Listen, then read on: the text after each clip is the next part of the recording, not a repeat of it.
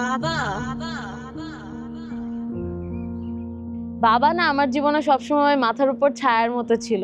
আজকে এই strong independent women হওয়ার পেছনে সবচেয়ে বড় অবদান বাবারই। এই প্রথম দেশের বাইরে ঈদ।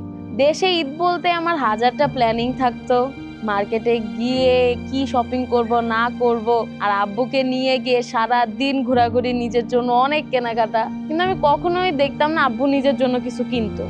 আর যদি খুব জোর করতাম বলতো যে আরে আমার তো আছেই নতুন পাঞ্জাবি, আলমারিতেই রাখা আছে, ওটাই পরে নিব। তো তখন আমার কাছে মনে হতো যে আমি যেদিন ইনকাম করব সেদিন আমি আমার মন ভরে আব্বুর জন্য শপিং করে দিব। এখন যখন আছে আমার নিজের টাকা, আমি আছি 1000 মাইল দূরে। তো এই জন্য একটু মন খারাপও ছিল।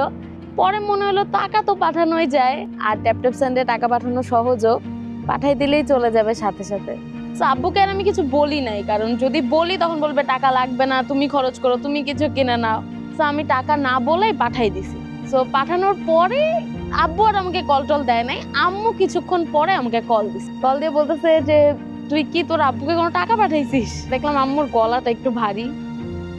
পরে আম্মু বলতেছে যে আরে আমি তো নামাজ পড়তেছিলাম, নামাজ শেষ করে দেখি যে তোর আব্বু ফোনটা নিয়ে পেছনে দাঁড়ায় আছে, আর তোর আব্বুর চোখে পানি।